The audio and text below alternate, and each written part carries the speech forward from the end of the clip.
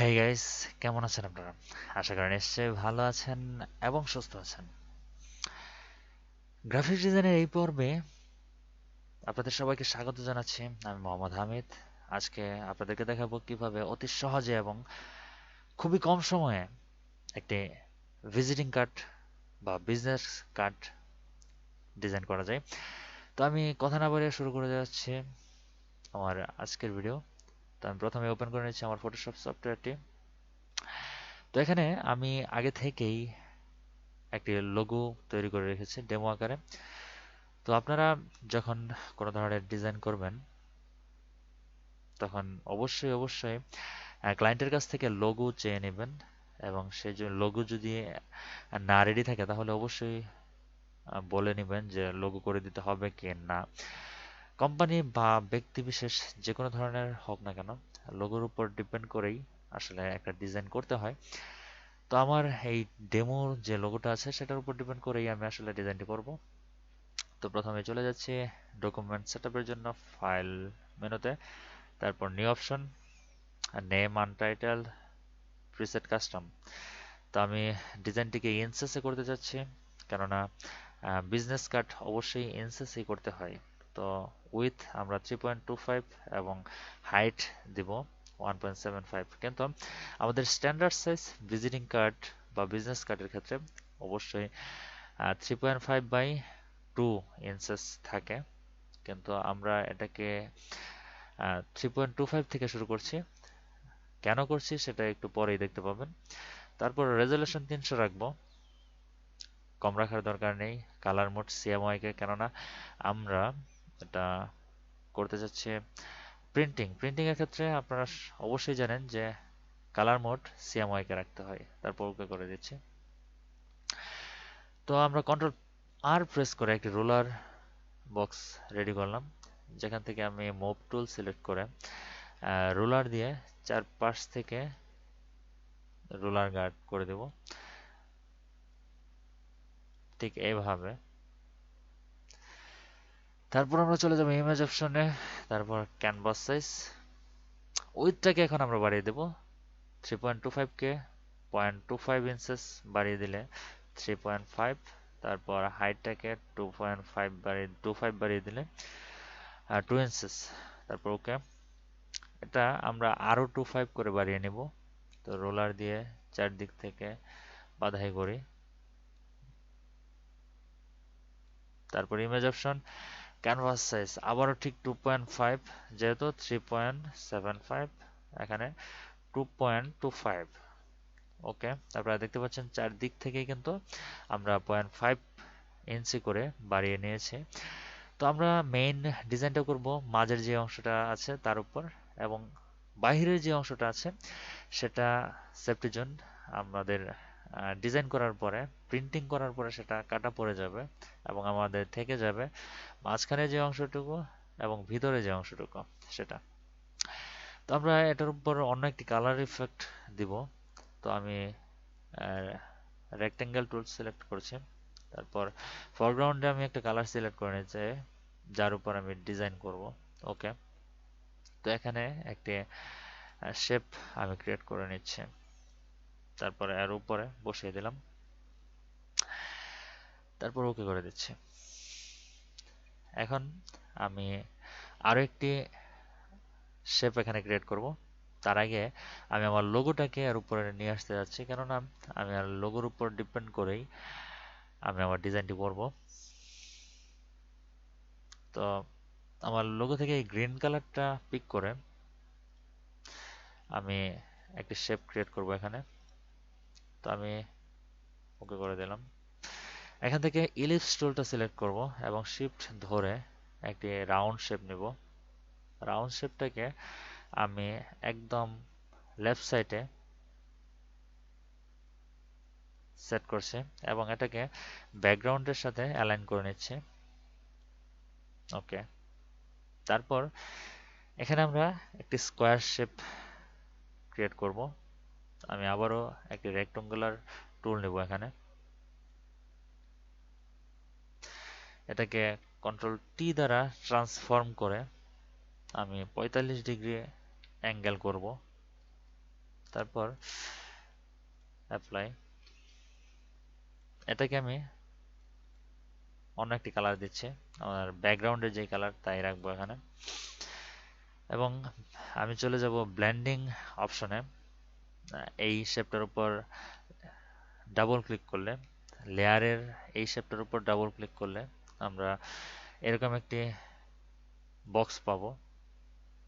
তারপর এখান থেকে ড্রপ শ্যাডো দিব। ড্রপ শ্যাডো সিলেক্ট করে আপনারা দেখেন যে একটি শ্যাডো কিন্তু এখানে পড়েছে। তো আমি অ্যাঙ্গেলটাকে রাইট সাইডে করছি, লেফট সাইডে নিয়ে গিয়েছে যাতে করে শ্যাডোটা আমাদের রাইট সাইডে পড়ে। অপাসিটি 75% থাকুক, ডিস্টেন্সটা একটু বাড়িয়ে দিই। তারপর স্পিডটাকে, সাইজটাও হালকা বাড়িয়ে দিলাম। এখন ডিস্টেন্সটায় কিছুটা কমিয়ে নিলাম, সাইজটাকেও কিছুটা কমিয়ে নেই, কেননা বাম সাইডে আমি চাই না যে এর কোনো ধরনের শ্যাডো পড়ুক। তারপর ওকে করে দিলাম।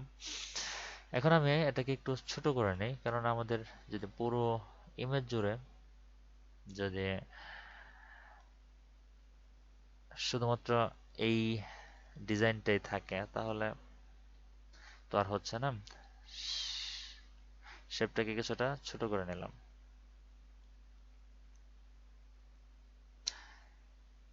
তারপর এটাকে একটু বাম সাইডে নিয়ে যাই। আমি ব্যাকগ্রাউন্ডের যেই লেয়ারটি আছে সেটার সাথে আমি মিডলে অ্যালাইন করে নিচ্ছি।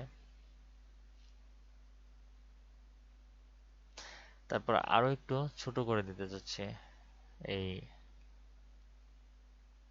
শেপটাকে।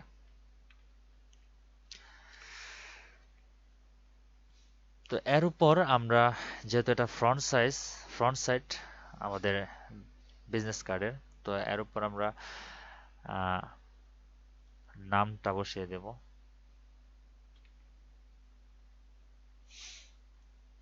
একটা সাইডে লিখে এটা নামটাকে।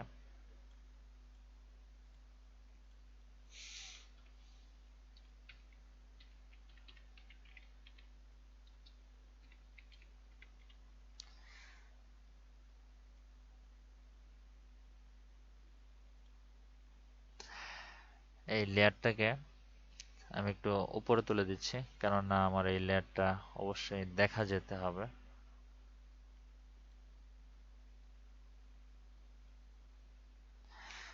নামের লেয়ারটাকে আমি সবার উপরে নিয়ে যাচ্ছি ড্র্যাগ করে।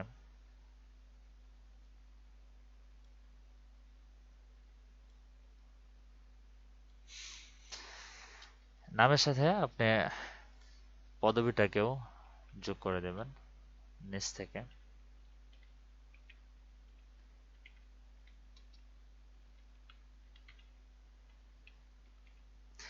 আপনি সবসময় খেয়াল রাখবেন এই যে আপনি ডিসিগনেশনটা এখানে বসিয়ে দিয়েছেন সেটা অবশ্যই নামের চাইতে অনেক ছোট হতে হবে। তো আমি এটার সাইজটাকে একটু ছোট করে দিলাম এবং বাম সাইডেই রাখলাম, ফর বেশি ছোট হয়ে যায় 5। ওকে। তো এটাকে আমি এই শেপটার মধ্যে অ্যালাইন করে নিব। তারপরে এটাকে আমরা কিছুটা শ্যাডো দিয়ে দিতে পারি, তাহলে লেখাটা দেখতে অনেকটা ভালো লাগবে। ওকে। তো এখন আমরা আমাদের যেই ইনফরমেশন গুলো আছে সেগুলো এখানে যোগ করব।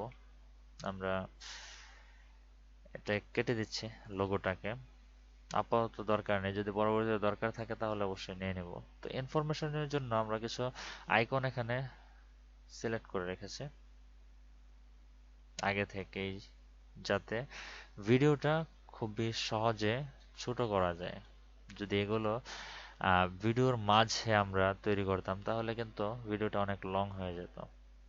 তো আমি অ্যাড্রেস যেটা সেটা একটু উপরে নিয়ে যাচ্ছি। তারপর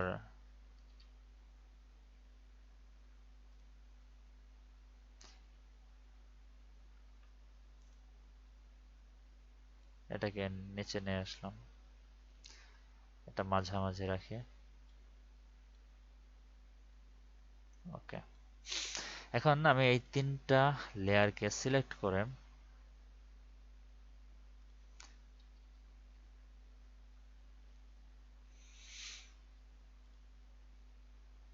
সমান দূরত্ব করে দিলাম।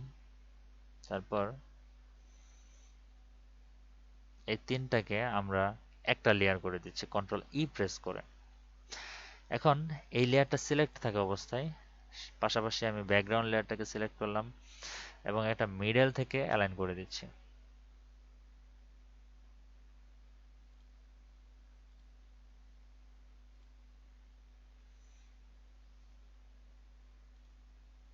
ওকে, এখন আমরা আমাদের ইনফরমেশন গুলো এখানে লিখব। তো এখানে যেহেতু ঠিকানা লেখার জন্য বলা হয়েছে, তাহলে অবশ্যই আমরা এখানে অ্যাড্রেস লিখব। যেমন ধরুন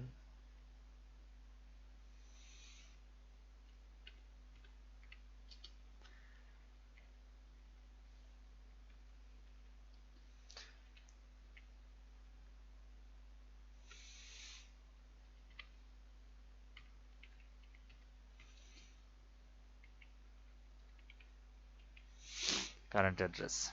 তো আপনারা যখন এটা তৈরি করবেন ক্লায়েন্টের ইনফরমেশন অনুযায়ী অবশ্যই আপনাদের যেই ইনফরমেশনটা দেওয়া হবে ঠিক সেটাই আপনারা এখানে ইউজ করবেন। তারপর আমরা এখানে ওয়েবসাইট,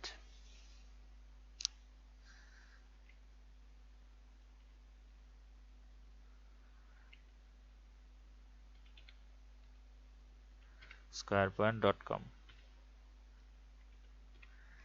এবং একটা জিমেইল ইউজ করবো এখানে।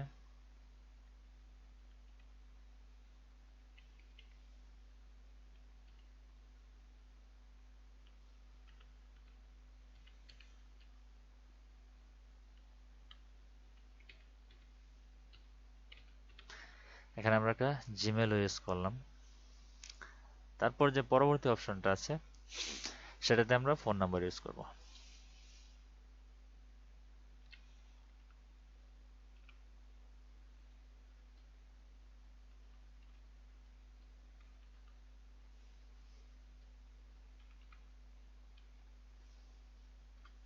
এখানে আমি আমার ইচ্ছা মতো একটা নাম্বার প্রেস করছি।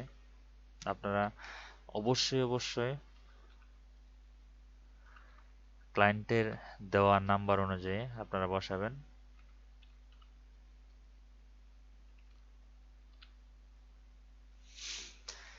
তো আমি এখন যে কাজটি করব সেটা হচ্ছে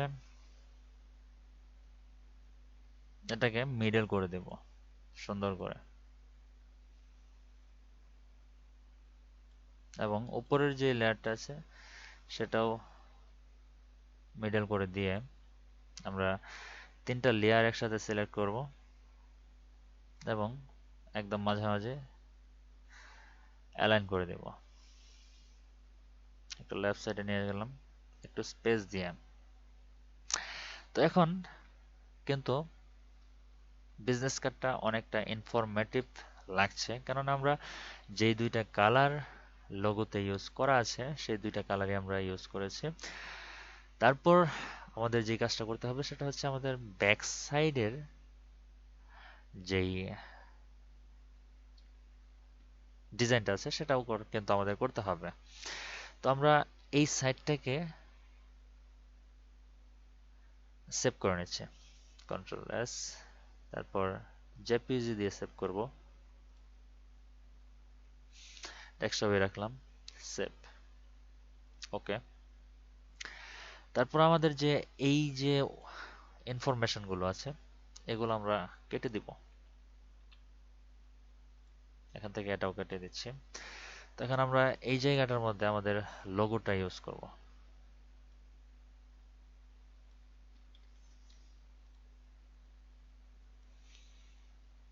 একটু ছোট করে নিচ্ছে। তারপর এই লোগোটাকে এই রেক্টেঙ্গুলার শেপটার সাথে মিডলে অ্যালাইন করে নিচ্ছি।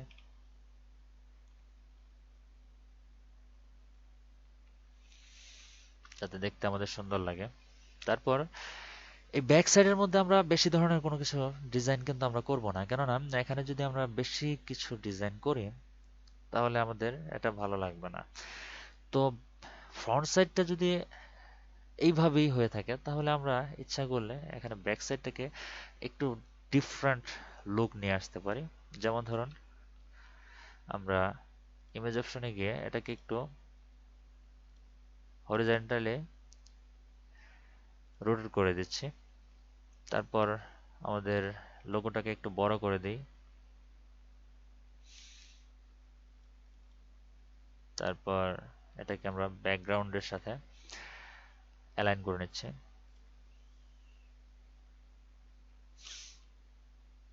তারপর এখন আমরা লোগোটাকে এখানে ইউজ করব। তো এই শেপটার সাথে লোগোটাকে অ্যালাইন করে দিই একদম মিডলে।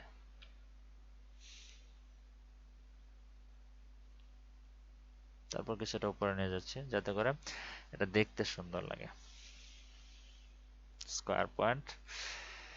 এখন এখনকার যুগে যেহেতু কিউআর কোডের খুব ভালো যুগ, তাহলে আমরা এখানে একটু কিউআর কোডও আমরা ইউজ করতে পারি।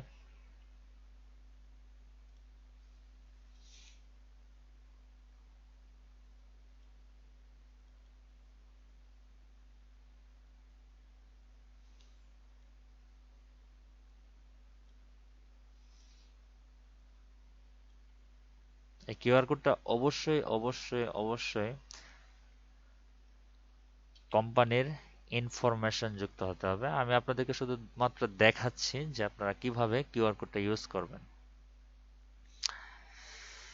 তো তারপর আমরা এটাকে সেভ দিয়ে দিব জেপিজিতে, কারণ আমরা শুধুমাত্র প্রিন্টিং করব। কিন্তু যখন আপনারা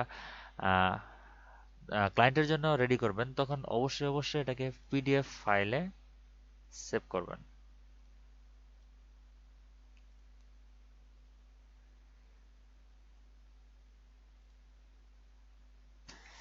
তো গাইস, এই ছিল আমার আজকের ভিডিও। যদি ভিডিওটি ভালো লেগে থাকে তাহলে অবশ্যই অবশ্যই লাইক করবেন, কমেন্ট করবেন এবং বন্ধুদের সাথে শেয়ার করবেন।